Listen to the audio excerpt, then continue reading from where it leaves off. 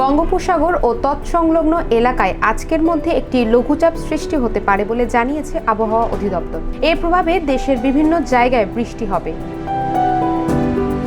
আবহাওয়া অফিস জানিয়েছে, লঘুচাপটি উপকূলের দিকে এগিয়ে এলে ভারতের অন্ধ্রপ্রদেশ ও ওড়িশায় বৃষ্টি হবে। সেই সঙ্গে দেশের খুলনা ও বরিশাল বিভাগে ভারী বৃষ্টির আশঙ্কা রয়েছে। লঘুচাপের প্রভাবে ঢাকা ও রাজশাহীতে মাঝারি থেকে ভারী বৃষ্টি হতে পারে।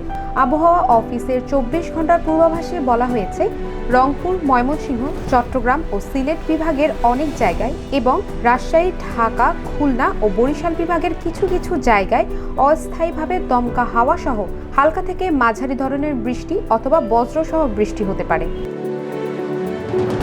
তবে টানা 5 দিন পর বৃষ্টিপাতের প্রবণতা কিছুটা কমতে পারে বলে জানিয়েছে আবহাওয়া অধিদপ্তর। এদিকে বৃষ্টি হলেও সারা দেশে দিন ও রাতের তাপমাত্রা প্রায় অপরিবর্তিত থাকতে পারে বলে জানিয়েছে আবহাওয়া অফিস।